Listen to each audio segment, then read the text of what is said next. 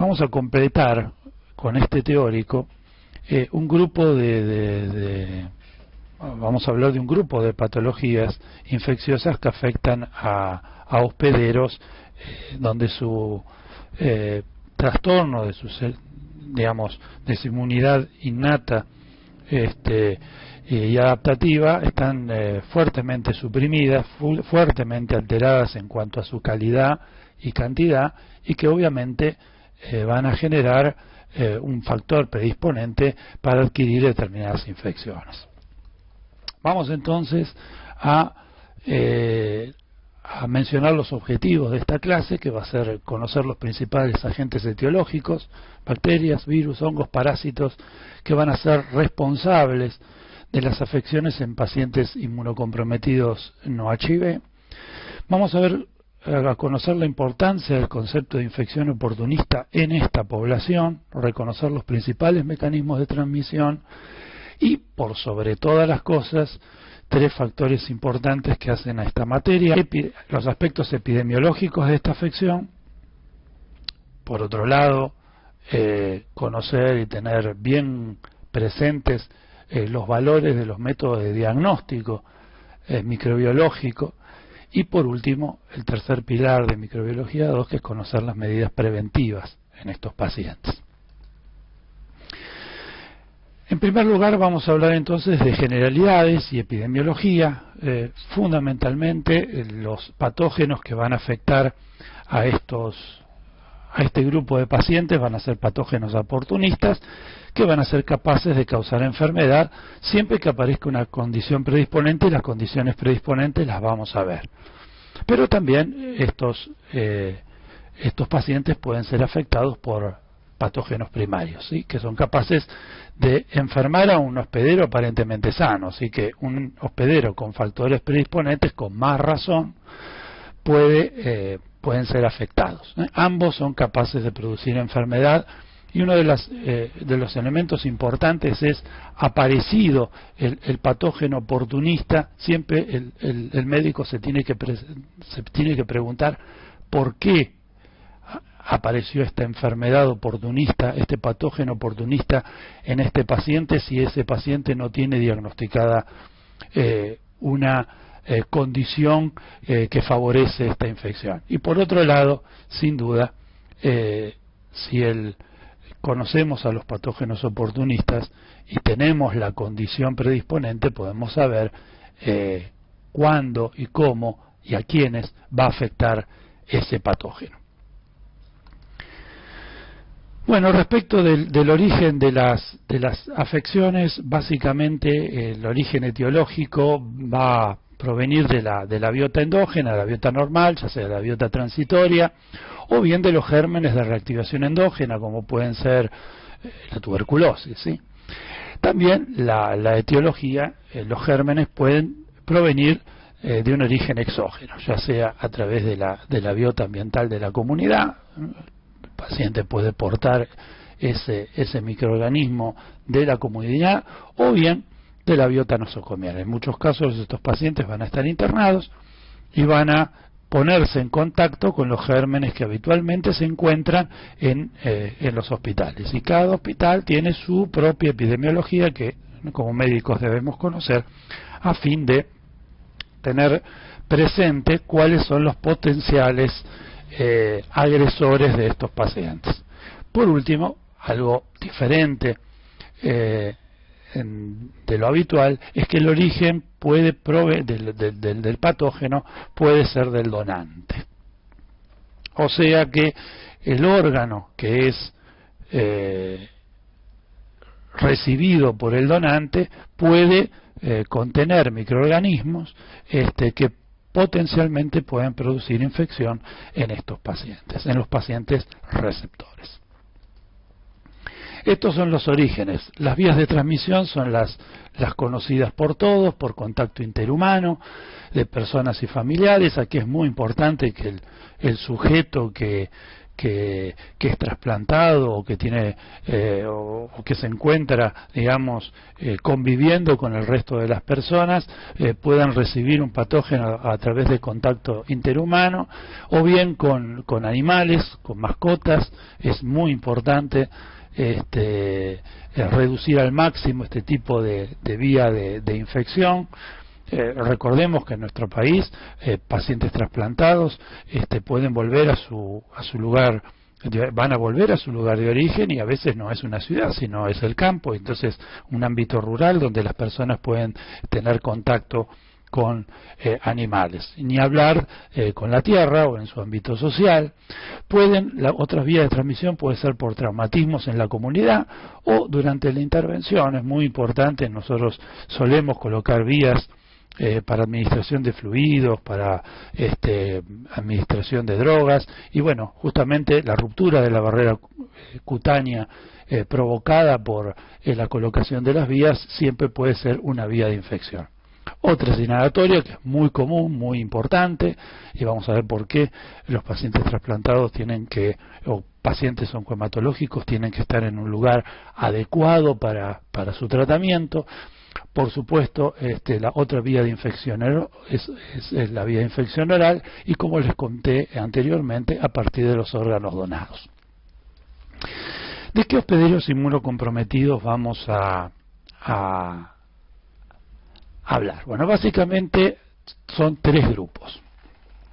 Por un lado, los pacientes oncohematológicos que padecen leucemias o linfomas. Estos pacientes van a recibir tratamientos antiblásticos para su tratamiento, y normalmente podrán tener cierto mayor o menor grado de neutropenia. En algunos casos, dependiendo de la patología oncohematológica, estos pacientes consolidan sus tratamientos oncohematológicos con una transferencia autóloga, lo que mal llamado se conoce como trasplante autólogo, o bien con el verdadero trasplante, que es el trasplante de células progenitoras hematopoyéticas halogénico. En ese caso, el paciente va a poder tener neutropenia y también ganarse una enfermedad que no existía en el mundo, como es la enfermedad de injerto contra huésped. Otro grupo de pacientes son los trasplantados de órganos sólidos, de órganos vascularizados, como puede ser pulmón, corazón, riñón, renopáncreas, que son pacientes que, si bien no tienen neutropenia, sí tienen inmunosupresores, reciben inmunosupresores esteroides, a veces a altas dosis, para evitar el rechazo agudo y crónico. Y por último, tenemos patologías autoinmunes en tratamientos con inmunosupresores, con corticoides y con inmunomoduladores que modifican claramente la respuesta inmune del hospedero. Cantidades tenemos de estos pacientes en especialidades como la dermatología, la reumatología y la gastroenterología, que reciben inmunosupresores e incluso inmunomoduladores muy importantes, como son todos los IMAB, IMIB, IMOV, IMUV, que van a estudiar o están estudiando en farmacología, y que modifican la respuesta inmune y que pueden predisponer a infecciones. Nosotros nos vamos a concentrar básicamente en estos tres grupos.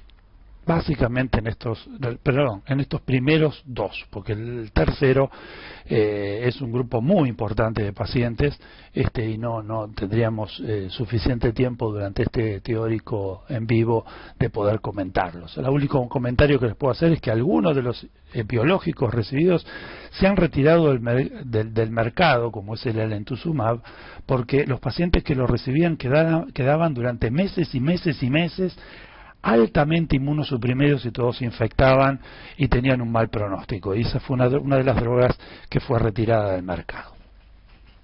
Haciendo farmacovigilancia en fase 4, algunas de estas drogas nos hemos encontrado con que son más perjudiciales que beneficiosas, ¿no? Este teórico, por otro lado, tiene por título ser un teórico de inmunocomprometidos no HIV, pero vieron, en medicina no siempre se dan estas cosas, ¿sí? A veces 2 más 2 es 8. uno de los puntos importantes es, por lo menos en el hospital donde trabajo, es que dentro de los pacientes oncohematológicos estamos viendo durante estos últimos 5 o 6 años muchos pacientes HIV positivos con linfomas. Entonces necesitan tratamientos antiblásticos y aquí se combina un paciente HIV positivo con un diagnóstico muchas veces tardío por HIV o que desarrolla un linfoma en el sistema nervioso central o en el tubo digestivo y que requiere tratamiento oncológico, oncohematológico. Y entonces acá combinamos dos grandes patologías, las que vieron con el doctor Salomón en el teórico, las que van a ver en el seminario de HIV, combinado con un paciente que además puede tener neutropenia, además, por haber recibido tratamientos antiblásticos, tengan patología propia de un sujeto que tiene patología oncohematológica propia. Bueno, si avanzamos, entonces nos vamos a concentrar en estos dos pacientes. Por un lado, en los pacientes oncohematológicos y en los trasplantados de órganos sólidos.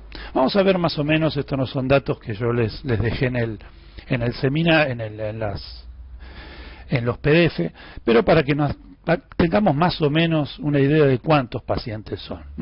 Aproximadamente entre transferencias autólogas y trasplantes halogénicos tenemos, de acuerdo al Ministerio de Salud de la Nación y los informes del INCUCAI, unos 994 trasplantes de médula ósea realizados. Estos son datos de hasta enero del 2018 en el informe del 2017. ¿No? Fíjense, en el caso de trasplantes de órganos vascularizados, una evolución de este siglo, ¿sí? Del 2000 al 2017, llevamos unos 1.892 trasplantes de órganos sólidos, donde la mayoría son renales y hepáticos. ¿Sí? O sea, fíjense la cantidad de pacientes trasplantados que tenemos. Ahora, ciertamente, esto es lo que se ve, lo que se informa, porque estamos obligados a decir cuántos trasplantes hacemos, ¿sí? Ahora, debajo de esto, ¿no? Lo que está debajo del agua, que es mucho más importante, son cuántos de estos pacientes llegan a esa circunstancia, pasan por otras patologías que también son importantes conocer. Fíjense que en el caso de los pacientes con leucemia, neutropénicos, que pueden atenderse en cualquier hospital del país, no todos requieren un trasplante de médula ósea. A veces con estos tratamientos antiblásticos estándar alcanzan la remisión de la enfermedad y el paciente con leucemia no necesita trasplantarse, otras veces por el tipo de enfermedad oncomatológica que tiene, parte del tratamiento antiblástico es un trasplante de médula ósea. Esto va a depender de la patología de base. Entonces hay muchos pacientes que no están registrados como trasplantes de médulas halogénicos y sin embargo muchos de ellos tienen leucemia y tienen neutropenia y recibieron quimioterapia. Entonces, más o menos en mi hospital, en la proporción de pacientes HIV internados con enfermedades marcadoras tardías es un tercio, el otro tercio se lo llevan los pacientes oncohematológicos neutropénicos que pueden o no estar internados en la sala de hematología, y por último los pacientes sépticos que vieron sépticos no neutropénicos, o sea, posquirúrgicos o por otras razones, como los que vieron en el teórico con el doctor Correa y que van a ver esta semana en el seminario de sepsis. Entonces, gran parte de los pacientes son los que están aquí. Hay algún grupo de pacientes que sí podemos saber, o que sí nos puede dar una idea de cuántos son los pacientes que van a terminar teniendo algún factor predisponente y que van a requerir un trasplante. Y fíjense en este registro. Aquí nos dice que en la Argentina tenemos aproximadamente 30.000 personas con insuficiencia renal crónica terminal, que están haciendo diálisis, ya sea diálisis peritoneal o hemodiálisis. En algún momento van a necesitar un riñón. Y fíjese, esta es la lista de espera. En la lista de espera tenemos aproximadamente en enero del 2018 unas 8.000 personas que están esperando un trasplante. Entonces, esto significa algo que conocemos, a diferencia del sujeto HIV. Esto claramente indica que el sujeto es una persona que conocemos, que está registrada en el servicio de salud y que en algún momento va a requerir un trasplante.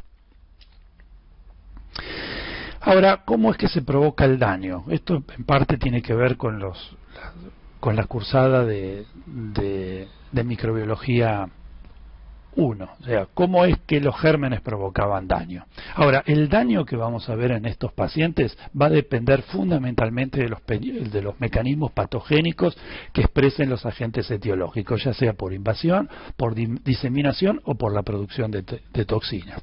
En general, el daño que se va a traducir muchas veces en signos y síntomas no va a depender de la respuesta inmune.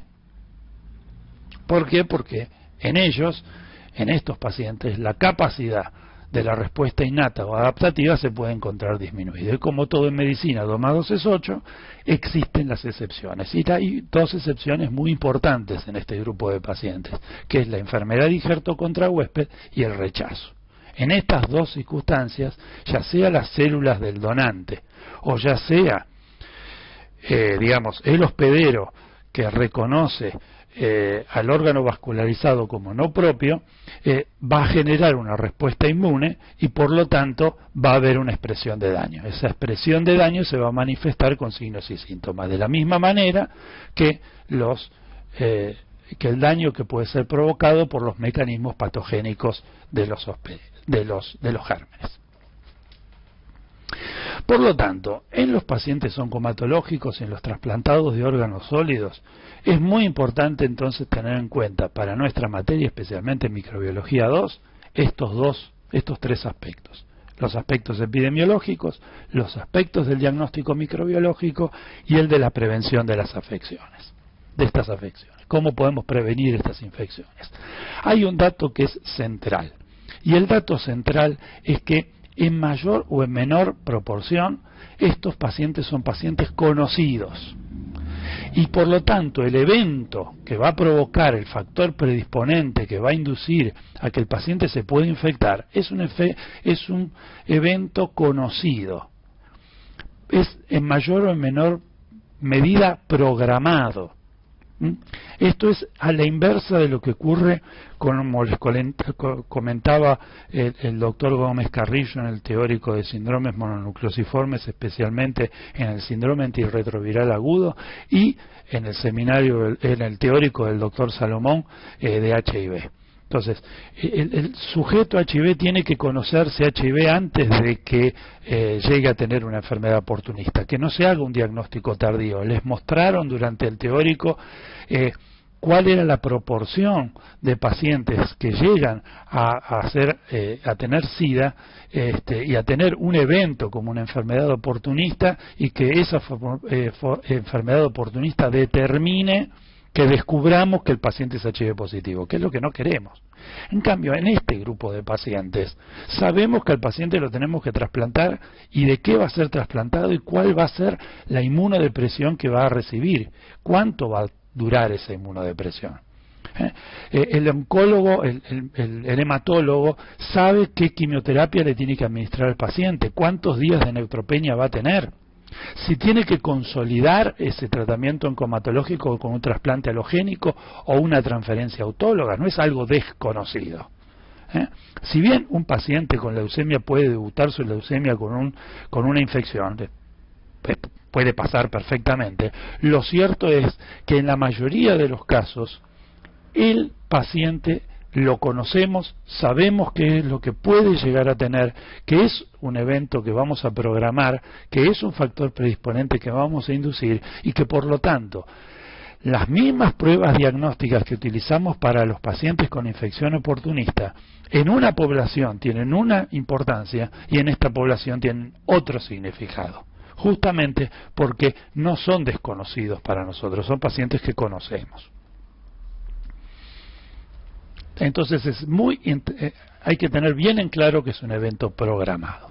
Entonces vamos a ver algunos ejemplos epidemiológicos importantes. En los pacientes oncohematológicos que reciben quimioterapia pueden tener neutropenia y mucositis provocada por distintos regímenes antiblásticos. Estos suelen tener vías centrales, permanentes o semipermanentes, en donde se administran glóbulos rojos, que normalmente son individuos que politransfundidos, donde se le administran las drogas, y esta vía central lo que puede provocar también es el ingreso de microorganismos. Y aquí vemos, en esta etapa de neutropenia y mucositis, generalmente nosocomial, donde el paciente está internado para pasarle la quimioterapia, otras veces es ambulatoria, el paciente puede padecer ya sea infecciones bacterianas por bacilos gram negativos no fermentadores, cocos gram positivos, infecciones fúngicas por cándida, por aspergillus o por fusarium, y que esto lo puede repetir, va a estar predispuesto a este tipo de afecciones en cada una de las quimioterapias que reciba. El ciclo puede tener 5, 6, 7, dependiendo de la enfermedad oncomatológica que tenga, distintos ciclos de quimioterapia en donde va a poder estar, adquirir factores predisponentes para adquirir infecciones por todos estos microorganismos. En el caso del trasplante de células progenitoras hematopoyéticas, en general el paciente oncohematológico viene de una quimioterapia y consolida su tratamiento de esta manera. Sigo adelante. En el caso de los trasplantes de células progenitoras hematopoyéticas, vamos a ver que el paciente va a tener básicamente tres etapas. Una primera etapa, que la primera fase llamada pre-engraftment, digamos en castellano se conoce como prendimiento. Este es el día 0. El día 0 es el día que se le infunden las células progenitoras hematopoyéticas al paciente, ¿sí? Previamente a esto el paciente recibió un régimen de acondicionamiento para tratar de bajar al máximo el número de blastos, de células de leucemia, tanto a nivel periférico como en la médula ósea, una terapia de quimio y a veces quimio y radioterapia que lo ponen muy neutropénico. Entonces, desde el momento que se infunde hasta más o menos el día, hasta el mes, el paciente está en la primera etapa hasta que empiezan a salir los glóbulos rojos, glóbulos blancos y plaquetas provenientes de su nueva médula ósea. Una vez que empiezan a salir las células, tenemos una segunda etapa post-prendimiento, que va desde el día 30 del mes a los 100 días, y una tercera etapa, una fase tardía, en el cual el paciente ya está de alta, ¿sí? Que va más allá de los 100 días del trasplante. Entonces, básicamente la primera fase es similar a la fase de neutropenia, pero de la quimioterapia habitual, pero es mucho más importante. Por otro lado, como ya les comentaba, esta primera fase es una fase muy de intensa inmunosupresión, bien neutropénica, donde los pacientes van a poder tener infecciones por bacilos gram negativos, cocos positivos, infecciones fúngicas. En la segunda etapa, cuando las células surgen en sangre periférica, vamos a tener la etapa de enfermedad injerto contra huésped agudo, donde el paciente va a recibir corticoides e inmunosupresores y puede estar afectado por bacterias capsuladas, cocos positivos y reactivar citomegalovirus, tener infecciones por aspergillus u otros hongos filamentosos o por PCP, por neumocistis. La tercera fase es la fase de injerto contra huésped crónico, como les había dicho, y en este caso el paciente puede tener infecciones también por bacterias capsuladas. Aquí aparece la varicela. En el caso de que el paciente tenga un trasplante de órgano sólido, también vamos a poderlo considerar en tres fases. En la primera fase es la fase del periodo nosocomial. Esta línea indica el día 0, es el día que se le trasplanta al receptor el órgano vascularizado. Por lo tanto, el paciente internado un poco antes, y acá tenemos todo el periodo nosocomial del procedimiento del trasplante, donde el sujeto sin duda va a tener que recibir una vía central y va a estar internado. En el segundo al sexto mes, el paciente tiene una intensa inmunosupresión con corticoides e inmunosupresores para evitar el rechazo agudo, y más allá del sexto mes ya el paciente se encuentra de alta, la inmunosupresión es moderada, el rechazo es crónico y se bajan las dosis de inmunosupresores y esteroides. Entonces fíjense que en el primer mes nosocomial, de nuevo, los bacilos gram negativos y los cocos positivos son los más frecuentes. También puede haber enfermedades virales, ¿sí?, como herpes 6, herpes simple, citomegalovirus, hongos como aspergillus y cándida. En el segundo y sexto mes, en la segunda y la tercera fase por bacterias capsuladas, puede reactivar la toxoplasmosis en el segundo al sexto mes post-trasplante, puede también tener hongos filamentosos invasores como aspergillus y fusarium. Fíjense que la tuberculosis no suele aparecer al principio, tampoco en el trasplante alogénico. Varicela, Epstein-Barr, los virus respiratorios, aquí el paciente está de alta, entonces va a tener contacto con la población y en cada invierno enfermarse con los virus respiratorios comunes del resfrío o bien de influenza. Pueden reactivar las micosis sistémicas endémicas, ¿sí?, y puede también padecer, dado el uso de corticoides inmunosupresores, neumocistosis. Entonces fíjense que con estos tres datos que les estoy dando, estas tres pantallas epidemiológicas de dos aspectos importantes, como pueden ser los pacientes neutropénicos trasplantados de órganos sólidos y de médula ósea, fíjense cómo se distribuyen en forma heterogénea los microorganismos que pueden infectar a una misma persona en distintos periodos. Entonces, con lo que les quiero transmitir en desde este punto es que es fundamental tener presente que los pacientes inmunocomprometidos son todos distintos, que no es lo mismo un paciente diabético tipo 1 que diabético tipo 2, un paciente pediátrico con agamaglobulinemia o una inmunodeficiencia primaria, que tenga una alteración del complemento, que sea un paciente joven que perdió por un traumatismo el vaso, que el paciente esté recibiendo rituximab, que el paciente tenga una leucemia linfocítica crónica, que haya sido un trasplantado alogénico de cordón haploidéntico, que haya recibido un trasplante de riñón, no es lo mismo que haya recibido un trasplante hepático o de bloque cardiopulmonar. Son todos pacientes absolutamente diferentes en su inmunocompromiso. Entonces no podemos responder en un examen que un paciente inmunocomprometido puede tener cualquier cosa. Cualquier cosa no, porque fíjense que cada patología tiene una incidencia de infecciones determinadas, bacterianas, fúngicas, parasitarias, muy particular. Entonces no se infecta de cualquier manera. Le vamos a ver que cada una de estas afecciones ocurren en un determinado momento, a veces están influenciadas por lo que hacemos con las profilaxis y otras veces es la historia natural de la afección. Bueno, vamos a ver manifestaciones clínicas muy amplias, ¿sí? Vamos a ver, porque esto no es resorte de esta materia, simplemente las voy a mencionar como para tener presente cuál es el problema con los cuales los médicos nos enfrentamos y la importancia del diagnóstico microbiológico. Bueno, las manifestaciones clínicas de los pacientes que tienen padecen este tipo de afecciones son inespecíficas, o están muy ausentes o son tardías. Aquí la famosa expresión médica, la clínica es soberana, se da de bruces contra el piso. O sea, aquí la clínica normalmente no es soberana, o sea, no nos dice mucho. Vamos a ver que una de las manifestaciones de un paciente que tiene este tipo de afecciones tiene fiebre, y por ahí fiebre es el único signo presente.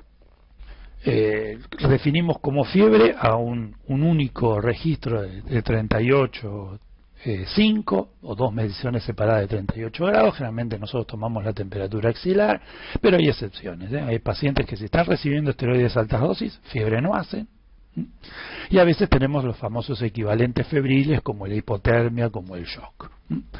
Otro es la neutropenia, la neutropenia definida como menos de 500 polimorfos nucleares neutrófilos, o con una caída muy importante. Esto generalmente te lo dice el hematólogo, que el paciente se va a poner neutropénico en poco tiempo por la quimioterapia que va a recibir, y otras veces el hematólogo te dice, mira, tiene 20.000 blancos, tiene 30.000 blancos, tiene 50.000 blancos, pero son todos blastos.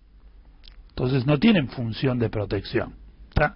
Y entonces los consideramos neutropénicos igual. Entonces, recordar siempre que esta asociación de neutropenia y fiebre es una urgencia infectológica que demanda que el médico actúe con celeridad. Bien, otra de las características, aquí vamos a algunos ejemplos como para que se den cuenta la importancia inespecífica que tiene la clínica en estos pacientes. Aquí tenemos 3 casos de pacientes que tienen lesiones mucosas en la semimucosa de los labios y en la mucosa del paladar. Cualquiera de estos 3 pacientes tiene más o menos lo mismo, en el piso de la boca. Bueno, las lesiones son muy similares. Al paciente le duele, le molesta, uno las puede ver sin ningún problema, llegar al diagnóstico clínico de que el paciente tiene erosiones y ampollas en la boca. Ahora, cuando uno llega al diagnóstico nos encontramos con que en el primer caso es una mucositis por antiblásticos, en el segundo caso es una infección viral por virus herpes tipo 1, y en el tercer caso es el ataque de injerto contra huésped mucoso en la mucosa oral o en el tubo digestivo. Pensar que estas 3 patologías se tratan de una forma completamente diferente, a veces hasta contrapuesta, porque en la enfermedad de injerto contra huésped hay que subir la inmunodepresión, y si nos equivocamos con el diagnóstico y subimos la inmunodepresión en un individuo con una enfermedad en realidad herpética, y no vamos a contribuir con su salud, sino que vamos a contribuir con su enfermedad. Fíjense, otro ejemplo como es el ectima gangrenoso, una lesión necrótica en la piel.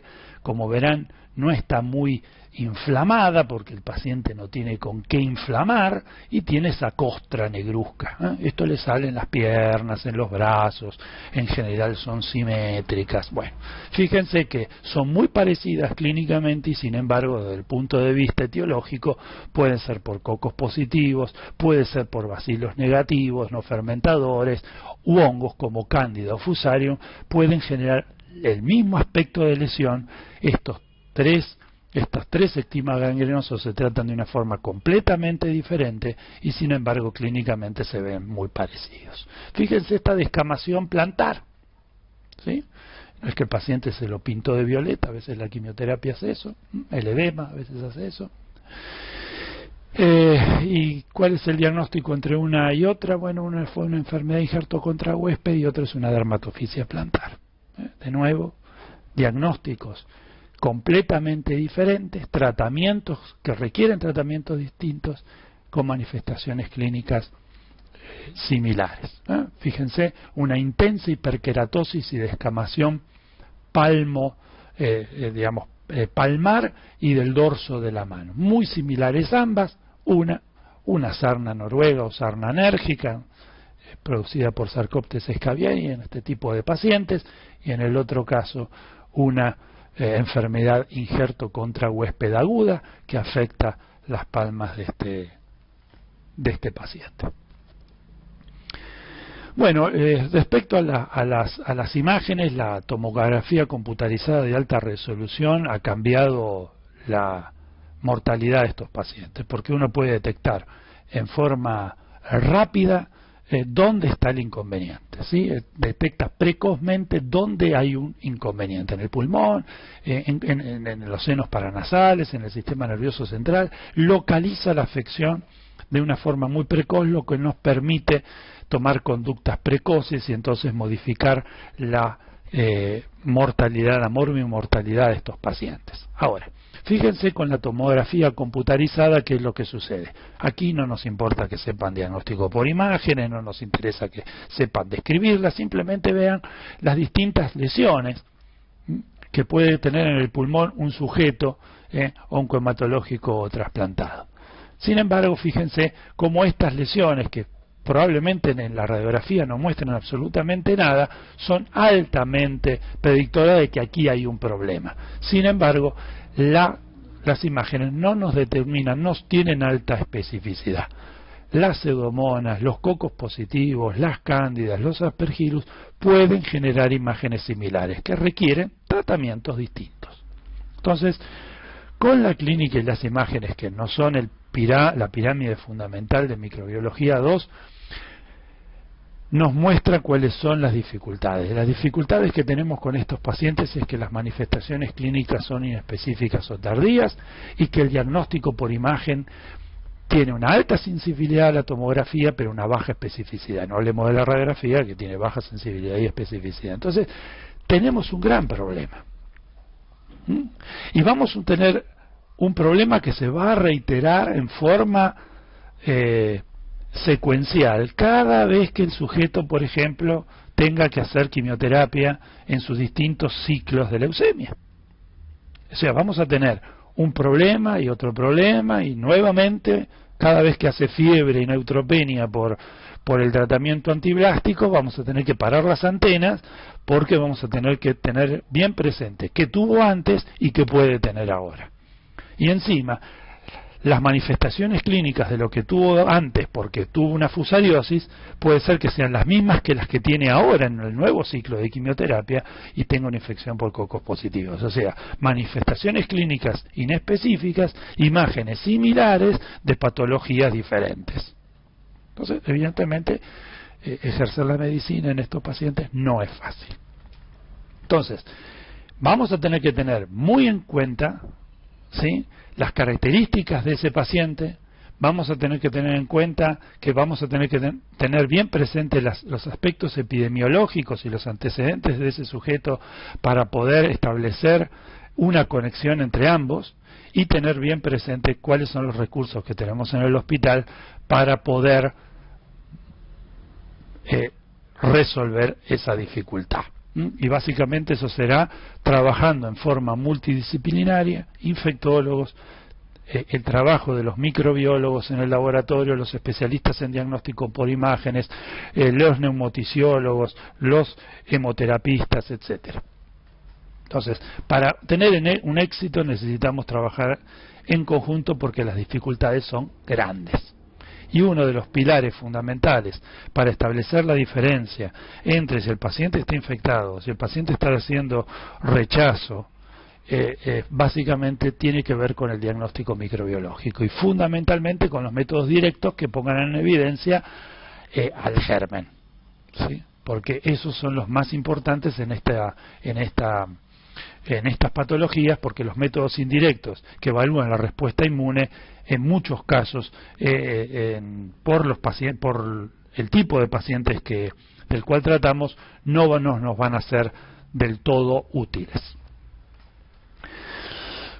Entonces va a ser fundamental que seamos fundamentalmente agresivos, no para pegarle a los pacientes, no pensamos hacer, no estamos pensando en eso. Estamos diciendo que no tenemos que ahorrar esfuerzos, no hay que ahorrar esfuerzos en buscar la razón por la cual el paciente tiene lo que tiene. No tenemos que inventarnos diagnósticos, tenemos que buscar el diagnóstico. Otra cosa distinta es si después de hacer todo lo posible por buscar el agente etiológico no lo encontramos, porque eso puede pasar. Lo que no podemos no hacer es hacer todo lo posible para llegar al diagnóstico microbiológico en pacientes que tienen una urgencia infectológica. Entonces, lo primero que vamos a tener que hacer, que va a depender de nosotros, es tomar las muestras. Y desde ya, la muestra de elección en principio va a ser la muestra de sangre, los hemocultivos, ¿sí? Y después podremos tomar hisopados o material de secreciones, pero recordemos que en estos casos vamos a poder tener la chance de rescatar biota normal. Y a veces es difícil interpretar si la biota normal rescatada de estas muestras es la responsable de la afección o no. Y por otro lado, obviamente, si las muestras son muestras estériles, como las biopsias, las punciones con aguja fina, van a poder llegar exactamente, si se aíslan el microorganismo de ese tipo de muestras, van a ser muy representativas de que el agente etiológico aislado es el responsable de la afección. Pero tenemos algunos inconvenientes. A veces las punciones con agujas finas y las biopsias no las podemos hacer. ¿Por qué? Porque si el paciente, por ejemplo, está neutropénico, también está plaquetopénico, y hay una contraindicación para hacer biopsia, que el paciente se desangre por falta de plaquetas. Entonces, hay muchas de las muestras invasoras que tenemos que hacer para obtener una muestra adecuada que no las podemos hacer por la condición clínica del sujeto.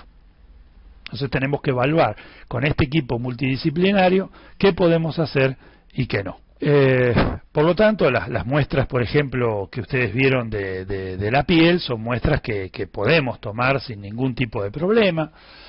Si las muestras son obtenidas, recordar siempre separarlas en solución fisiológica para los estudios microbiológicos y en formol para anatomía patológica. Esto nos va a ayudar mucho para hacer diagnóstico microbiológico por un lado y de enfermedad injerto contra huésped, rechazo, lo que sea, por el otro.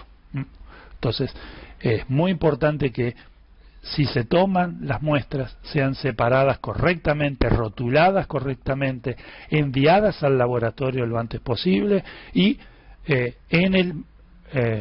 con el medio de transporte adecuado, ¿sí? No es infrecuente que la muestra en formol llegue al laboratorio de microbiología o todo llegue a anatomía patológica porque el médico supuso que el paciente solamente podía tener lo que él creía que tenía en la cabeza. El médico pensó en una patología y remitió una sola muestra a anatomía patológica. Y después anatomía patológica dice, no observo nada, ¿no? Material inespecífico. Y se perdió una oportunidad muy valiosa. Entonces es muy importante remitir las muestras donde corresponde. Un elemento muy importante es que en los pacientes neutropénicos no es posible evaluar si las muestras son representativas o no. Todo lo que vieron en los puntos de corte, del material respiratorio, lo que vieron en las muestras de materia fecal, en infecciones urinarias, bueno, es muy raro que un paciente neutropénico tenga sedimento patológico, tenga leucocitos en materia fecal positiva, que tenga más de 25 neutrófilos por campo en una muestra respiratoria, porque no tiene neutrófilos. O sea, no tiene neutrófilos, olvídense, nunca la muestra va a ser representativa. Esto no quiere decir que no haya que procesarla, tiene que decir que al laboratorio le tenemos que avisar que el paciente es neutropénico.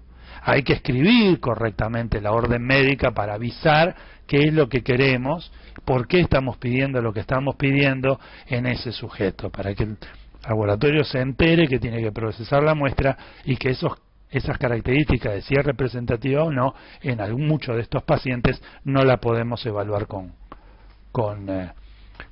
de la misma manera que lo hacemos con un sujeto no neutropénico. Ni hablar que no inflamen, ¿no? Bueno, esto es la importancia que tenemos en esta diapositiva, no las muestras respiratorias, ¿sí? Es muy importante entonces que si el paciente expectora, que raramente expectora, si no tiene neutrófilos no va a expectorar, porque no tiene con qué inflamar, entonces no tiene tos productiva, entonces tenemos que ir a la broncoscopía como elemento fundamental para obtener muestras respiratorias. Ahora, si expectora, aprovechemos la expectoración para remitirla al laboratorio. Y no es la primera vez que nos encontramos con un paciente que expectora y que toda la expectoración va al tacho y que no es remitida al laboratorio. No, sí, es muy importante para el diagnóstico microbiológico. Si la tomografía identifica dónde está el problema en el seno paranasal o en los pulmones, entonces el broncoscopista, el futuro neumotisiólogo que nos esté escuchando, puede ir directamente a buscar con una fibrobroncoscopía y con el lavado broncoalveolar la obtención de la muestra de ese segmento pulmonar comprometido, ¿sí? Entonces el lavado broncoalveolar es una muestra de vital importancia para el diagnóstico microbiológico y no hablemos del esputo posval, que generalmente nunca se remite al laboratorio y es una muestra muy importante de obtener. Desde ya, las biopsias, el cepillo envainado, la biopsia pulmonar, la punción con aguja fina, muchas veces va a estar contraindicada si el paciente está plaquetopénico. Lavado broncoalveolar no hay problema de hacerse, la broncoscopía tampoco, pero si el paciente está plaquetopénico o en condiciones clínicas desfavorables, a veces esto no se puede hacer. Siempre hay que evaluar ventajas versus desventajas, pero nunca puede decirse no lo planteo para hacer. Siempre tenemos que tratar de obtener una muestra adecuada para llegar al diagnóstico microbiológico. Hay un elemento muy importante para hacer diagnóstico microbiológico, que es el examen microbiológico del líquido que se transporta. Cuando al donante se le retiran los órganos se colocan en un recipiente adecuado, en un líquido adecuado para el transporte a todos los se va a transportar para que sea recibido por los distintos receptores, especialmente de esos órganos vascularizados, corazón, hígado, pulmón, etcétera. El líquido ese se le hacen los exámenes microbiológicos directos y cultivos. Que todas las personas que reciban los órganos de ese dador tienen que ser informados a los centros donde se está haciendo el trasplante de órgano de los receptores, porque el diagnóstico microbiológico, los resultados de ese líquido de transporte van a ser fundamentales para saber o para poder prevenir qué tipo de infección puede ocurrir en el sujeto que recibió el órgano. Entonces, uno de los exámenes microbiológicos muy importantes en estos pacientes es el estudio microbiológico del líquido de transporte. Bien, habiendo hecho todo lo posible, hemocultivos, toma de muestra, de las lesiones cutáneas, de las opciones respiratorias, siempre vamos a tratar de iniciar un tratamiento empírico, que en esta materia no nos interesa cuál es. Lo cierto es que no nos tenemos que quedar con que vamos a hacer tratamiento empírico sin toma de muestras. Vamos a hacer la toma de muestras adecuada. Si el rescate es positivo, entonces vamos a adecuar nuestro esquema antimicrobiano a la obtención de esta muestra. Y la vamos a hacer todas las veces que el paciente se encuentre en riesgo. Ahora, puede ser que en este ciclo de quimioterapia, en esta situación, rescatemos un germen y en otros casos no rescatemos nada, que no haya ningún rescate, que no quiere decir que el paciente no pueda estar infectado, puede estar infectado igual. O continuamos con el tratamiento empírico, ¿sí?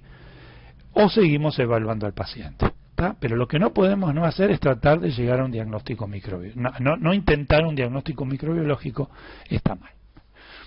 Entonces, una vez que llegamos a esta parte, digamos, general de estas afecciones, vamos a pasar a dedicarnos a evaluar cada infección fúngica, viral, bacteriana, parasitaria en forma individual, dando aspectos generales de estas. Ahora vamos a las infecciones bacterianas. La mitad de los pacientes neutropénicos febriles pueden tener una infección de este tipo. El 20% de ellos que tienen menos de 100 polimorfos nucleares pueden tener bacteremia. Es una complicación infecciosa muy frecuente. Se presenta en general en los estadios tempranos y la epidemiología fue cambiando porque hemos hecho uso de terapia antibacteriana preventiva, profilaxis primaria, y entonces en la época de los 80 eran más frecuentes las infecciones por bacilos gram negativos. Después se introdujo la terapéutica la profilaxis con quinolonas, entonces bajaron la incidencia de bacilos gram negativos y aparecieron en la época de los 90, incluso en nuestros días, la de cocos gram positivos. Las infecciones bacterianas van a estar influenciadas necesariamente por uso de quimioterapia que produce mucositis, especialmente del tubo digestivo, y diarrea, que va a facilitar la traslocación y que provoque bacteremia, por el uso de catéteres venosos centrales, necesarios sí o sí en este tipo de pacientes, por el uso de quinolonas, y los cocos gram positivos que frecuentemente afectan a estos pacientes pueden ser tanto Staphylo aureus como coagulasa negativos, del grupo de Viridans, neumococo, o por bacilos gram negativos como pueden ser fermentadores y no fermentadores. En esta época, digamos, en estos años, la presencia de enterococo vancomicino resistente, de Viridans con alta resistencia a penicilina, y ni hablar de bacilos gram negativos productores de BLE o KPC o de bacterias menos frecuentes, pueden ser todos agentes productores de infecciones graves en pacientes neutropénicos. En el caso de las infecciones fúngicas, son las segundas más importantes. Dentro de las infecciones fúngicas, las producidas por agentes fúngicos levaduriformes, como puede ser Candida albicans, que es el más común, ya sea de origen exógeno a través de los catéteres, o de origen endógeno por vía digestiva, ya sea por traslocación, por lesión de la mucosa o traslocación espontánea. Candida tropicalis es muy frecuente en pacientes con neutropenia. De hecho, el aislamiento de cualquier lugar de este tipo de levadura indica que el paciente es un paciente de alto riesgo. Y el 60 al 80% de los pacientes colonizados desarrollan este tipo de afección. Lamentablemente en nuestro medio y en toda Latinoamérica, el Candida parapsilosis también es frecuente, en general es de origen exógeno a través de piel y mucosas, genera biopelículas en los catéteres y están relacionados a una falla del control de los procedimientos de asepsia y antisepsia, tanto en catéteres en pacientes ambulatorios como durante su internación. Esto no solamente ocurre en la Argentina, sino en general en toda Latinoamérica. Cuando tenemos infecciones por parapsilosis, no habla bien de nuestros procedimientos de asepsia y antisepsia en el manejo de catéteres. En el caso de las candidemias, el elemento más importante para hacer diagnósticos son los hemocultivos. Aquí debajo tienen el uso de detección de mananos 1,3 beta-deilucano y PCR. No tenemos disponible la detección de estos antígenos, ni de 1,3 beta-deilucano, no disponemos de ella, y los hemocultivos son el medio más importante para hacer diagnóstico, y el volumen es muy importante. Tomar varios sets de hemocultivos es muy importante para llegar al diagnóstico. Lo que le puede suceder al paciente con una caída de polimorfos nucleares neutrófilos es hacer mucositis, es hacer fiebre y pirogenemia. Tomamos los hemocultivos y durante el periodo de neutropenia podemos hacer diagnóstico de una candidemia o no. Podemos tomar los hemocultivos y no llegar al diagnóstico. La cándida impactar en distintos órganos, y cuando al paciente le suben los polimorfos nucleares, hacer el impacto en múltiples órganos, como puede ser riñón, hígado, vaso y otros órganos, hacer lo que conocemos como candidiasis diseminada crónica. Así que un paciente lo podemos diagnosticar en el periodo de neutropenia, la candidemia, haciendo hemocultivos, o bien tardíamente, si sobrevive, hacer el diagnóstico de candidiasis diseminada crónica, con la característica de un paciente con antecedentes de haber estado neutropénico y con fiebre y que no responde a antibióticos antibacterianos de amplio espectro, que recupere sus neutrófilos, que eleve la FAL y que tenga, con el diagnóstico por imágenes, múltiples lesiones en distintos órganos. Eso es ese diagnóstico de candidiasis diseminada crónica. Los pacientes pueden tener candidemia o candidiasis, pero también pueden hacer afección por agentes fúngicos filamentosos, y entre ellos aspergilosis, fusariosis, mucormicosis.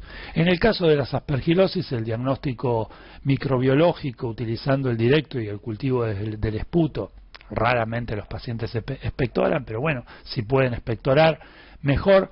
El lavado broncoalveolar es el otro la otra técnica más frecuentemente utilizada. El examen microbiológico tiene baja sensibilidad y especificidad. Bueno, la especificidad es alta si se aísla el microorganismo en el cultivo. La sensibilidad es baja en el caso del examen microscópico directo, pero el valor predictivo positivo es elevado. Si aislamos un agente fúngico de secreciones respiratorias, la chance de que ese agente sea el productor de la afección es bastante elevada. Recordemos que los hemocultivos para el aislamiento fúngico es infrecuente en los hongos filamentosos. Los únicos que podemos aislar y darle una importancia muy grande en el caso de aislarlo en los hemocultivos son Fusarium y Acremonium, donde habitualmente los hemocultivos son positivos. Pero el aislamiento de Aspergillus en el hemocultivo es infrecuente. Una técnica para poder diagnosticar precozmente estas afecciones es una técnica de detección de antígenos de galactomananos. Este test es un test de ELISA que puede realizarse en suero, en lavado broncoalveolar o en otros fluidos biológicos. Es de diagnóstico precoz, se utiliza el suero como screening. El lavado broncoalveolar se utiliza para diagnóstico confirmatorio o de exclusión. Al paciente no lo vamos a poder estar haciendo, le podemos sacar sangre 3 veces por semana. En general los pacientes le podemos sacar sangre todos los días para hacer un screening de este tipo de detección de este tipo de antígenos, pero no le podemos hacer un lavado broncoalveolar día por medio. Entonces el suero lo podemos utilizar por screening, el sobrenadante del lavado broncoalveolar para hacer la detección de galactomananos si el paciente tiene una lesión pulmonar. Y evidentemente, especialmente en el suero, conforme el tratamiento es exitoso, los títulos van bajando, y si el tratamiento no es exitoso, en general los títulos se mantienen o suben. Así que también es útil como monitoreo terapéutico. Aquí dice que el test también se puede realizar en líquido cefalorraquídeo. La verdad es que si hicimos diagnóstico de aspergilosis diseminada con compromiso del sistema nervioso central, es que llegamos muy tarde. No tenemos que ver ese tipo de pacientes porque se supone que hicimos algo antes para hacer diagnóstico precoz. A veces los pacientes llegan en circunstancias tan malas que llegamos a ese diagnóstico de aspergilosis con compromiso del sistema nervioso central, que es de muy mal pronóstico. Respecto de las mucormicosis o de otros hongos filamentosos, en este caso son hongos filamentosos senocíticos, pueden provocar afecciones en pacientes con leucemia, con trasplante de células progenitoras hematopoyéticas y también en el trasplante de órganos sólidos. Las manifestaciones clínicas son muy inespecíficas. Puede haber algún tipo de diagnóstico por imágenes que nos oriente mejor hacia el diagnóstico de mucormicosis, pero de muy mal pronóstico y muy grave. Generalmente el diagnóstico es tardío, se llega al diagnóstico tardíamente y por eso la mortalidad en estos pacientes suele ser muy alta. Por suerte, la frecuencia de aparición de esta afección no es muy alta, es baja. El diagnóstico por el momento se hace a través de métodos directos, con la observación del agente etiológico en los exámenes microscópicos de las lesiones, como hongos filamentosos senocíticos con muy poquitos tabiques, escasos tabiques o nulos tabiques, hifas anchas de división a más de 90 grados, divisiones dicotómicas, y después con si procedimos adecuadamente en el aislamiento y la observación, pueden crecer y las distintas características de su fructificación asexuada nos va a orientar en género y especie, siempre y cuando crezcan en los cultivos. Y esto va a ser fundamental, lo van a ver en los teóricos de esta semana y en los seminarios correspondientes, que no debemos macerar las muestras no debemos macerar las muestras para no destruir y perder la vitalidad de estos hongos y que el cultivo sea positivo. Muchas veces es negativo porque las muestras se maceran, destruimos al hongo y el hongo no crece y no lo podemos identificar. En el caso de las infecciones virales, bueno, uno de los virus que puede afectar, como vieron en las tablas del inicio, es citomegalovirus. Y citomegalovirus es un virus que afecta a este tipo de pacientes, y hay pacientes que tienen más riesgo de padecer la afección por CMV. Básicamente en aquel receptor CMV positivo, o sea que, como dijimos que era un evento programado, en mayor o menor medida, tenemos que saber la serología previa del paciente. Entonces, si un paciente, un receptor de órgano sólido, tiene serología positiva para CMV, puede reactivar. Obviamente, todo receptor que es cero negativo para CMV, o sea, no tiene anticuerpos anti-CMV detectado por las técnicas habituales que utilizamos, y el dador del órgano CMV positivo, eso se lo conoce como mismatch. Esa situación, receptor negativo con dador seropositivo, es también de riesgo para tener CMV. Que el receptor reactive una enfermedad por CMV que puede producir una alta morbimortalidad. Entonces, es fundamental conocer el estatus previo del paciente, tanto del receptor como del dador. Entonces, el diagnóstico se va a poder hacer por antigenemia PP65, que es una inmunofluorescencia cuantitativa, una PCR cuantitativa, y después coloco el cultivo en gel vial y el aislamiento del virus. ¿Cuáles son las técnicas que más frecuentemente se utilizan? La antigenemia PP65 y la PCR cuantitativa. En general, lo que está acordado en todas partes del mundo donde querramos tratar a los pacientes en forma adecuada o diagnosticar a los pacientes en forma adecuada, es con la con la PCR cuantitativa. Ese es el estándar más importante de cuidados que se tiene que tener para hacer un diagnóstico adecuado de estos pacientes. Fíjense que pueden parecer distintas manifestaciones clínicas que ya las van a ver, pero quiero recalcar que como estos pacientes son pacientes que conocemos, que son pacientes que sabemos en qué situación se encuentran, las manifestaciones clínicas por CMV no las tenemos que ver. Tenemos que hacer diagnóstico antes de que las manifestaciones clínicas aparezcan, porque son pacientes conocidos. Por eso el término preemptive o tratamiento anticipado se introduce en pacientes con PCRs cuantitativas, positivas, y que cuando se hacen positivas al paciente lo tratamos antes de que se enferme. Si vemos pacientes con retinitis con CMV, en pacientes con HIV, cuyo debut fue una retinitis por CMV, es lógico de pensar, no está bien, pero es lógico, porque si al paciente no le hicimos diagnóstico de HIV antes y llega con diagnóstico tardío de HIV y debuta debuta con una enfermedad, conocemos que el paciente es HIV positivo porque tuvo una enfermedad oportunista y su oportunismo fue un CMV, es lógico de comprender esta situación. Pero no sabíamos que era HIV positivo. En cambio, los pacientes oncohematológicos o los pacientes trasplantados de órganos sólidos, sabemos que los vamos a trasplantar, debemos conocer el estatus previo del paciente y por supuesto debemos conocer el estatus del dador. Y con esto tenemos que tener las herramientas necesarias para hacer diagnóstico de la afección antes de que se enferme. Porque esto cambia la mortalidad. Cuando se presentan en un congreso y presentan un caso clínico donde un paciente trasplantado tuvo una retinitis por CMV, la verdad que es un fracaso, porque ahora estamos en el siglo XXI. La PCR cuantitativa no debe ser un ejemplo de excepción, como si tuviéramos no sé qué, un estándar impresionante de recursos que tenemos que extraordinarios que tenemos que gastar. No, son recursos normales a esta altura del siglo XXI que no deberíamos tratar pacientes trasplantados o pacientes graves con este tipo de afecciones si no tenemos los recursos diagnósticos adecuados.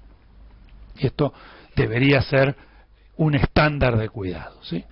Hay otro ejemplo importante para las retinitis, para las infecciones por CMV, que solemos los médicos equivocarnos. Fíjense que podemos pedir antigenemia PP65 en pacientes trasplantados de órganos sólidos porque la inmunofluorescencia se hace sobre neutrófilos. No es infrecuente que los médicos pidamos PP65 en pacientes neutropénicos. No tienen glóbulos blancos, no tienen ningún blanco, tienen 0 neutrófilos y le pedimos PP65. Entonces el laboratorio recibe esta información, el pedido de un diagnóstico. Es un paciente que no tiene glóbulos blancos. ¿Cómo va a ser la inmunofluorescencia sobre un neutrófilo si el paciente no tiene neutrófilos? Entonces allí lo importante es la PCR. ¿Está? Es importante tener, es lo mismo que ocurre con cuando queremos hacer una genotipificación o queremos hacer un test de resistencia en pacientes HIV cuando el paciente está indetectable. Es muy difícil, si el paciente no está detectable, amplificar su genoma y determinar qué queremos saber sobre él. Entonces, es muy importante que la antigenemia PP65 se puede solicitar en sujetos no neutropénicos y que el estándar de cuidado sería una PCR cuantitativa, especialmente en los neutropénicos. Y fíjense si que relacionan esta diapositiva con cuando aparece CMV en estos pacientes, se darán cuenta que si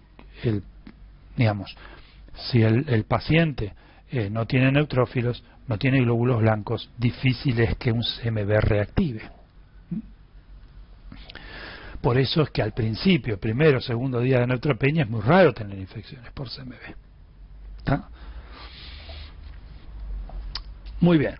Sigamos entonces con enfermedades virales, ¿sí? Recordando que no debemos ver enfermedad por CMV, hacemos diagnóstico de reactivación por CMV con PCR cuantitativa y que tratamos esa PCR cuantitativa y tratamos de evitar a toda costa que el paciente se enferme. Bueno, herpes simple también es otra afección que puede observarse en este tipo de pacientes. Respecto del siglo pasado hemos reducido notablemente con la profilaxis la aparición de esta afección, aunque puede haber lesiones orales, esofágicas, laringias, periodontales, también perianales. Raramente, por suerte, se observan encefalitis y hepatitis. Generalmente son lesiones mucho más extensas, dolorosas, se pueden confundir con enfermedad ingesto contra huésped, se puede confundir con una mucositis y el diagnóstico se hace por raspado de las bases de las vesículas, con coloración con GEMSA, con inmunofluorescencia o bien con PCR de las lesiones.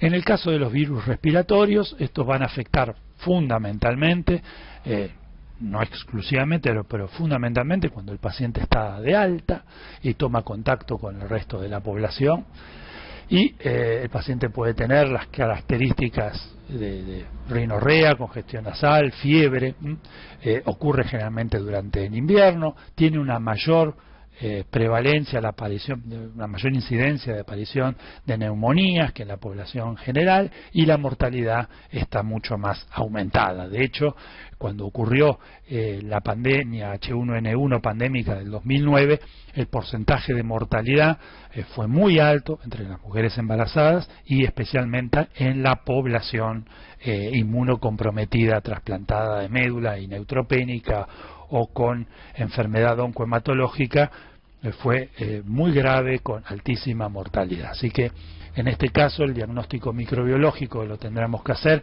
especialmente con la toma de muestras de hisopado nasofaringio, de aspirado nasofaringio, y en la actualidad es la PCR en real time la que nos hace el diagnóstico a través del panel viral del diagnóstico correspondiente del virus respiratorio que esté afectando a ese paciente.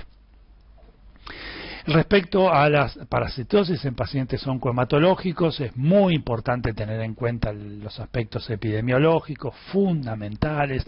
Recordemos, no solamente desde el punto de vista de la parasitología, sino del resto de las afecciones, que un paciente como estos que tiene éxito en su trasplante, tiene éxito en su en el tratamiento de su enfermedad oncohematológica, el paciente regresa de alta a su medio ambiente normal. ¿Sí? El medio ambiente no necesariamente es Santa Fe Callao, no es Palermo Sojo, ¿sí? No es el centro de Córdoba o de Santa Fe. El paciente puede volver a la 1114, volver a la 31, volver al medio del campo y bañarse con agua de lluvia, ¿sí? En condiciones que tal vez no son las adecuadas para tener un paciente en estas condiciones. Pero eso es lo que ocurre en la Argentina. Entonces, conocer los aspectos epidemiológicos de estas afecciones es muy importante, muy importante. Tenemos que conocer cuál es el estatus previo y conocer también el estatus del dador, del órgano, para tener muy presente estos aspectos epidemiológicos a fin de tener presente qué y cuándo, cómo puede afectar a un paciente en riesgo de padecer estas afecciones y poder diagnosticarlas y tratarlas en forma adecuada. Así que las serologías previas a la quimioterapia y el trasplante fundamental, no podemos llegar a la quimioterapia o al tercer o cuarto ciclo de quimioterapia y nunca haberle pedido un coproparasitológico seriado a un paciente de estos, ni hablar si el paciente va a recibir trasplante de órgano sólido en médula ósea. Tiene que tener su coproparasitológico seriado realizado. Las tomas de muestras requieren procedimientos invasivos, como ya les expliqué, en el caso de tener que hacer diagnóstico parasitológico, y fundamentalmente vamos a utilizar métodos directos que pongan en evidencia al parásito para llegar al diagnóstico, y donde los métodos indirectos son menos útiles para el diagnóstico de la patología aguda. En el caso de la toxoplasmosis, generalmente son de reactivación de una infección pasada, y como ocurrió con CMV, el dador con serología positiva y el receptor con serología negativa, o sea, mismatch para toxoplasmosis, es un paciente en riesgo de padecerla. Las manifestaciones clínicas pueden ser una masa ocupante o una corioretinitis, y el diagnóstico se hace con de certeza será con la biopsia cerebral cuando se puede hacer, con el líquido cefalorraquídeo cuando lo podamos obtener y con la observación del parásito. En el caso de la enfermedad de Chagas también será fundamentalmente por reactivación. Las manifestaciones clínicas más importantes serán la meningoencefalitis, la meningitis o la miocarditis. El diagnóstico se realiza por métodos directos, básicamente con la observación del parásito en el líquido cefalorraquídeo, en la sangre o en la biopsia de tejidos. En el caso de las estrongiloidosis, es muy importante la evaluación previa del paciente con el coproparasitológico seriado y desparasitar al paciente en el caso de que se encuentre este coproparasitológico positivo, y en estos pacientes pueden hacer un síndrome de hiperinfección con compromiso digestivo y pulmonar con abundante cantidad de parásitos, o una infección diseminada con compromiso de distintos órganos, y hay que tener presente que todos estos parásitos que pueden hacer ciclo de los en los pacientes oncohematológicos tratados con inmunosupresores, con esteroides o con quimioterapia, suelen no hacer eosinofilia, ¿sí? Suelen no hacer eosinofilia como un paciente no inmunocomprometido, así que siempre los tenemos que tener presentes. A veces la eosinofilia es provocada por la enfermedad oncohematológica mucho más que por la circulación de este tipo de parásitos.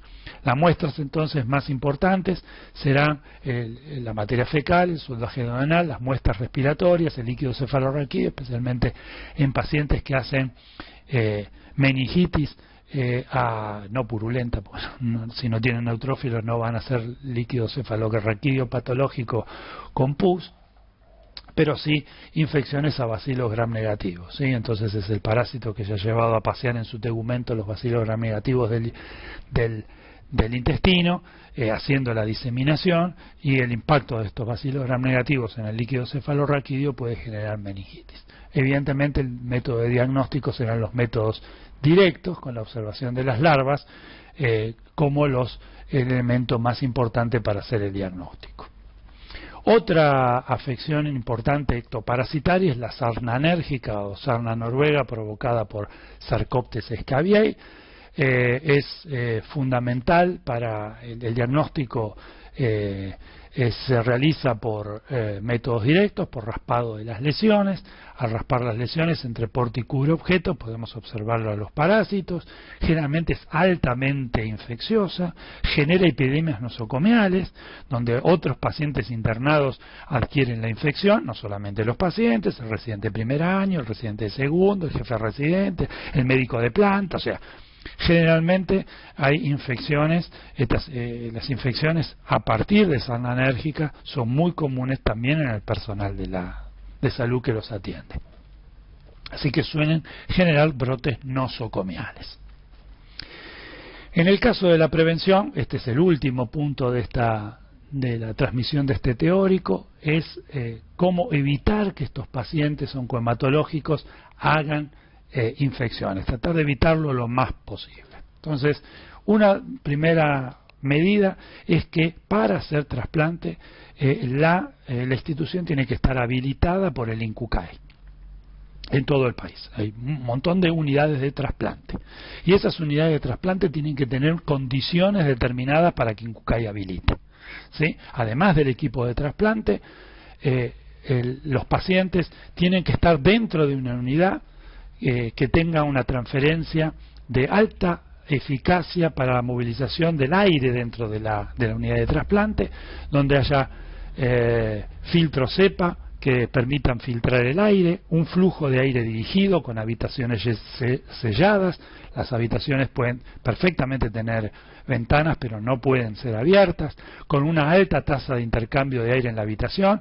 En la habitación tiene que haber presión positiva, la presión tiene que ser más alta en la habitación que en el corredor de la unidad de trasplante, y la presión tiene que ser mayor dentro del corredor de la unidad de trasplante que afuera de la unidad de trasplante. O sea que el aire siempre tiene que salir y no tiene que entrar, de tal manera que el germen no ingrese. Bueno, aquí aparece una dicotomía que no solamente ocurre en la Argentina, sino en toda Latinoamérica, pasa en Paraguay, pasa en Brasil, en Chile, en Perú, Ecuador, Colombia, donde un trasplante, una transferencia autóloga, un trasplante autólogo de médula ósea que tiene un periodo de neutropenia pequeño, corto, por ser una transferencia y por ser un trasplante, por ley tiene que hacerse adentro de una unidad de trasplante con todos los regímenes de cuidados para evitar que ese sujeto se enferme. Sin embargo, en la vida cotidiana en nuestro quehacer médico vamos a encontrarnos que la leucemia aguda no se trata en una unidad de trasplante con los mismos cuidados y puede tener más de 30 días de neutropenia y estar internado en una sala común, aislado pero en una sala común. Entonces, la leucemia aguda tiene un riesgo mucho mayor de infectarse que un trasplante autólogo de médula en la actualidad. Sin embargo, el trasplante autólogo se hace adentro, por ley, de una unidad de trasplante, y sin embargo la leucemia aguda se puede tratar en cualquier hospital, donde el régimen y el factor de infección de esos pacientes es muchísimo más alto. Hay hospitales, como el mío, donde los pacientes pueden abrir la ventana.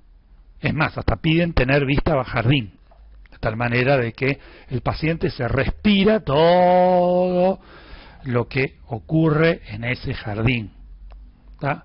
Entonces, en realidad, todos los pacientes en riesgo tendrían que estar con métodos de barrera de cuidado en lugares con presión positiva y aislados. Pero bueno, la realidad a veces supera la ficción.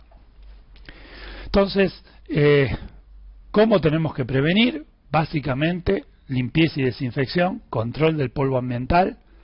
Los pacientes a los pacientes trasplantados, especialmente en el periodo nosocomial, no tienen que recibir ni plantas ni flores, y básicamente no los van a recibir, pero hay un punto fundamental, que no están en las guías europeas, no están en las guías norteamericanas de cuidados de pacientes oncohematológicos y trasplantados, porque básicamente ellos no tienen esta conducta, y es la conducta de tomar mate.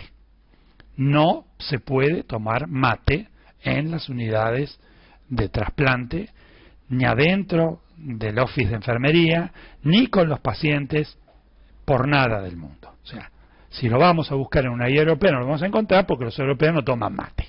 ¿Estamos? Pero así como no se puede tomar mate. Así que los pacientes atendidos en clínica médica con leucemia, tampoco los residentes y los clínicos tienen que tomar mate, porque eso aumenta el riesgo de infección, que va con el mate. Recuerdan que los distintos gustos de la yerba mate se debe a la colonización de hongos hongos filamentosos, fitopatógenos del mate. Entonces, el mate es un elemento muy importante de transmisión de la afección que debemos cuidar, ¿sí? Otro elemento importante es utilizar las precauciones estándares expandidas, como el lavado a mano, el uso de barbijo, es la habitación individual, es utilizar los elementos fundamentales como guantes y necesarios para tratar a estos pacientes o para visitarlos, ¿sí? Precauciones que fueron enumeradas en el teórico, por ejemplo, de sepsis del doctor Correa. Y en el primer seminario de microbiología 2. Juguetes hay que desinfectarlos, hay que minimizar al máximo el contacto con animales. La desinfección de los juguetes, bueno, dentro de este punto es el desinfectar la computadora y que el paciente durante su periodo nosocomial pueda tener contacto con el mundo, ¿sí? No está mal que el paciente pueda tener su computadora y conexión a Wi-Fi para que pueda ponerse en contacto con el mundo, no está mal, siempre y cuando lo desinfectemos. Las mascotas en el hospital, obvio que no. A veces obvio no parece tan raro, ¿no? Pero bueno, no tiene que haber contacto con animales. La comida, bueno, la comida y el agua segura debe ser segura, con comida segura. Esto se está reviendo en estos últimos tiempos, no tiene por qué ser comida estéril. Esto se está evaluando nuevamente qué significa que el paciente neutropénico tenga que recibir una baja carga bacteriana. Esto se está investigando en la actualidad. Esto es fundamental. El paciente trasplantado tiene que visitar al odontólogo antes. No es que hay que cambiarle todos los dientes, sino que todas las caries tienen que estar tratadas. La higiene y la calidad de la mucosa oral es fundamental. No tiene que llegar sin caries al momento del trasplante. Y ni hablar de visitar al dermatólogo. El paciente no tiene que tener micosis entre los dedos, no tiene que tener onixis ni onicomicosis, porque esos son factores predisponentes fundamentales para que el hongo se disemine o para que una bacteria que se encuentra en la piel aproveche como factor la onicomicosis, penetre y genere una bacteriemia que puede aumentar la morbimortalidad del paciente. Así que la consulta al odontólogo, al dermatólogo es fundamental antes, haciendo una programación de cuando el paciente vaya a ponerse verdaderamente neutropénico o altamente inmunosuprimido. Obviamente necesitamos restringir las visitas, esto va a ser fundamental, cuanto menor sea el intercambio mejor. Y un elemento fundamental, especialmente cuando el paciente se va de alta, es la vacunación.